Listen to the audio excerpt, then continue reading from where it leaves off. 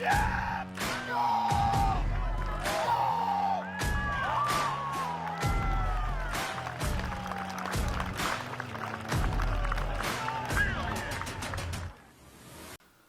right, friends, hello. I'm on the camera today. It's program 3 recap. That's right, coming in hot, first video of 2021. Throwing program 4, all right. Got the 14-pound hammer. This is my last training program of my fall mesocycle or macrocycle, depending on how you want to categorize it. And for me, my plan this year is to kind of progress from complex in terms of like the number of drills and stuff that I do and warm-ups that I do at the beginning of each program to simple. So like I started out program 1 this year, drill series, pud series, stick drills, lots of turn drills, all that stuff. Next program, cut back a little bit, and this here is my third program, sort of my realization program that it's kind of the culmination of all of my fall training. This is the ball that I wanted to throw far, that I've been working towards throwing far over the course of the fall. Of course, that's relative. I'm not like going super crazy with distances yet after taking 2 months off. But this is kind of the program where things should start feeling a little bit better.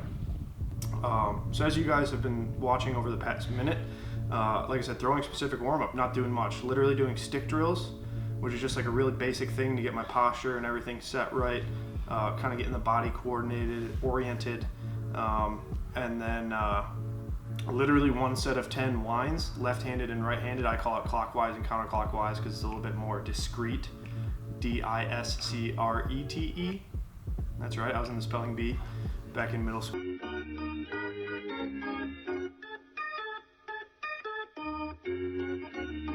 Session 1, throw 1. Yeah, so it's not quite competition like status where like I literally get 2 warm throws and I'm going right into hard throws. I'm still taking it easy and kind of range throwing for probably my first like 6 to 10 throws, and then if I'm feeling good I'll maybe hit a few at the end, or if I go easy at the start and things end up lining up like they should, then I'll end up throwing far kind of on accident. Basically, as the program goes on, my ability to throw farther earlier in the session also increases, so like it kind of works out for competition. But yeah, moving on. Overarching periodization. So I'm throwing the 14-pound hammer this program. I was throwing previously the 6K hammer, and then before that the 6.8K or 15. So 15, 6K, 14. Heavy, light, and the ball in between. This was kind of enjoyable, I'd say, because I went from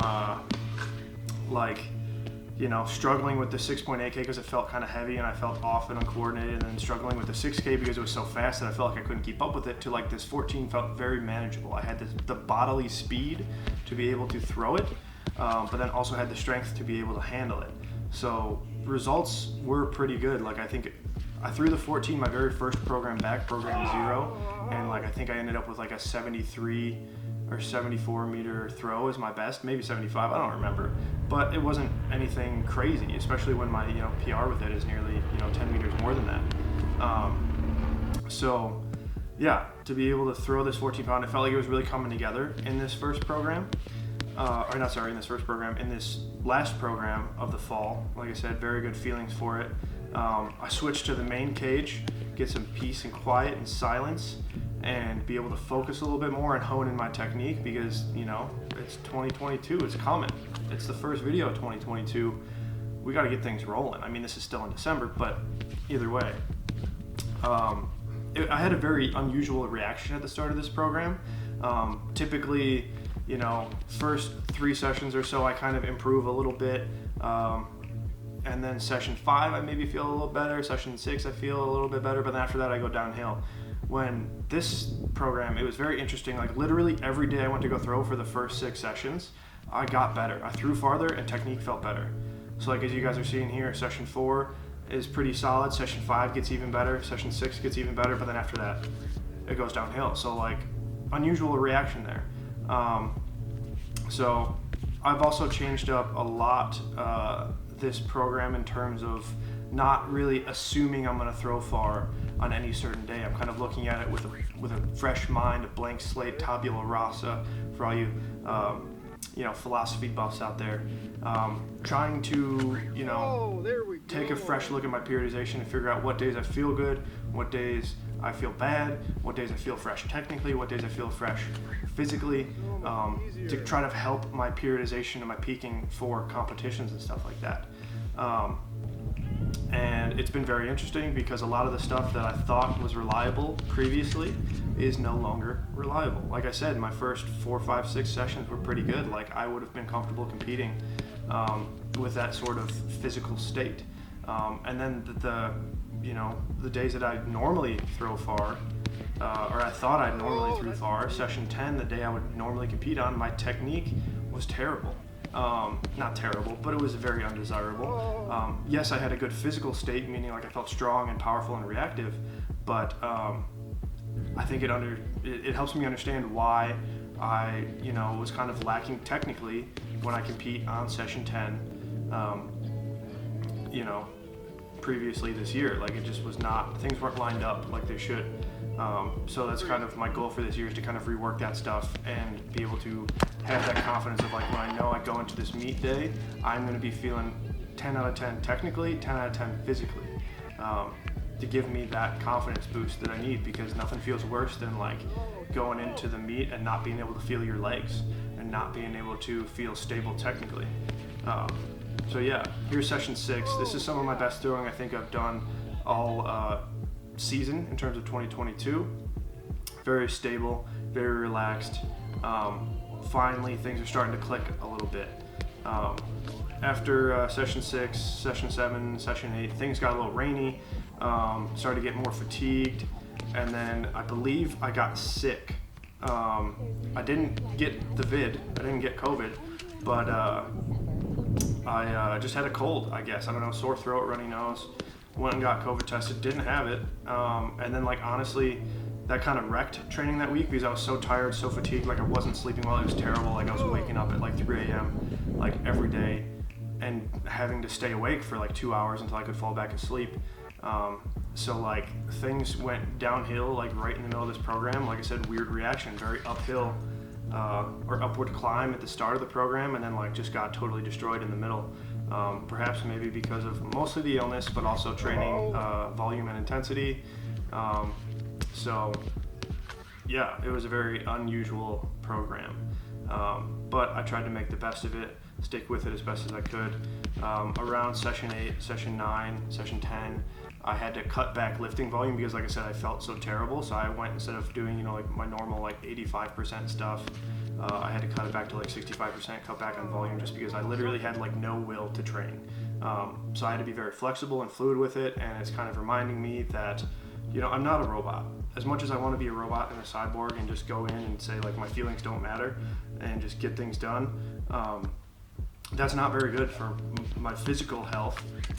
I can get injured that way, or my mental health where I get burnt out. So like I'm trying to be a little bit more flexible this year with my periodization. So I'll write out my plan, and then I also want to be a little bit more fluid along the way. Like, hey, I don't feel good, maybe I'll knock a couple sets off, or this weight feels really heavy today, let's drop the intensity a little bit, stuff like that. And even with throwing too, the goal is to be a little bit slower on the progressions, where like I've looked in the past, and most of my back injuries come after a large jump in throwing volume. If I go from doing 12 to 15 throws to 20 to 22 throws, my back is usually going to flare up and get tight, and it's not going to feel very good, and then I won't be able to train for a few days. So trying to be just smarter and more consistent with all of my training, lifting and throwing. So going back to throwing here we are in session 10. Like I said, physically I think I felt pretty good, but like technically it's just not there. You can see kind of all over the place, following a lot of throws, impatient at certain points. So yeah, like I said, I was kind of feeling sick at this point, and there just wasn't much will, but you got to get up and get the work done anyways. And then here we are, session 11. This was, I think, the final week of the program. My intentions this program were to test some weight room stuff. So week 3, I wanted to test front and back squat. I think it was either 3 rep max or 1 rep maxes. And then also some Olympic lifting, 1 RMs to kind of close out the fall mesocycle. And unfortunately, it did not work out that way. Because like I said, I did day 1. After being sick and essentially deloading for half of a week, I went on day 1, did my snatch test, I suppose, or low hang snatch high pull test, and that went okay. And then I went in the next day and just did not feel good. So I, like I said, cut that stuff back real quick, and did my best. But here we are, session 12. Things started to sharpen up a little bit more, started to feel a little bit fresher. I cut back on throwing volume, like I said. The goal was 15 throws every day, and then after being sick and being kind of overworked from the weight room, I decided to drop it back to 12 throws, because even, when I take higher intensity throws towards, like I said, the end of the program, after about throw 6 or 8, I'm kind of spent. So trying to keep up that intensity for another 6 to 8 throws is not ideal. But here we have session 13. This was my best day of the program. I felt very strong, very powerful, very stable. Technique was pretty good. My farthest throw, which I think is the next throw, so this throw right here, was my farthest throw. It was 80 meters 58. Like I said, still a solid 5.5 meters down on my personal best. But for the 2022 season, it's promising. It feels good to be back over 80 meters again. That kind of indicates a 75 to 76 meter throw for me with the 16 in competition. So to be in that shape after taking 2 months off, after doing light stuff for a few months, it feels good. It's not great, and I'm still building confidence like I had in previous years when every program I was setting a personal best. So it's a good step forward, and I look forward to continue to build on that in 2022.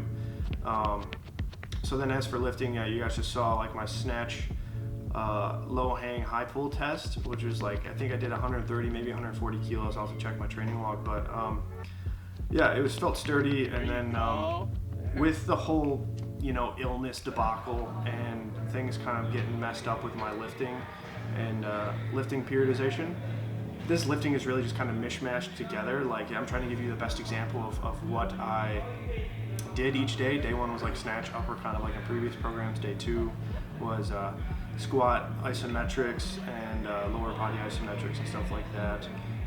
Day 3 was rest and recovery day, my yoga day. That's right, picked up yoga, love it. My girl Jules gets me right, honey yoga here in San Diego, it's the best. It's really goofy when I'm the only guy in a room full of 10 women, middle-aged women at that, doing yoga, on a candlelit Wednesday night. It's beautiful.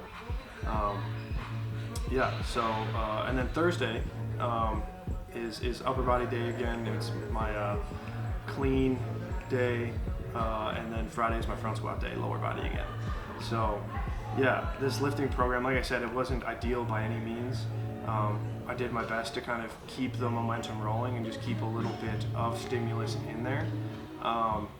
And it worked out, I suppose. I came back from winter break. I took a solid 10 days off, both throwing and lifting for vacation. Went back home to Ohio, went to Catalina Island with my girlfriend, and had a very nice, restful Christmas and New Year's. And now I'm getting the fuck after it in 2022, baby, grip and rip. So if you guys couldn't tell, I had some extra caffeine this morning because I've had to film a couple videos. And this is the last one, so energy's kind of dropping off a little bit, but it's still there. It's still there, don't you worry. So all in all, pretty successful program 3 despite everything that happened. I think the best thing about this program is that I learned a lot about what I need to do moving forward.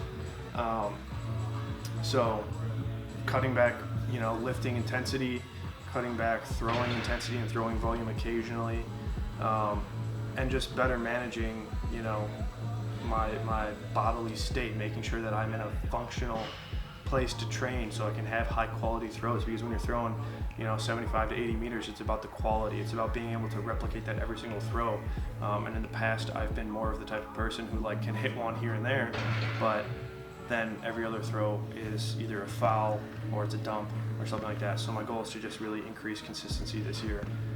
And part of that is limiting how much training I do so I feel better more frequently.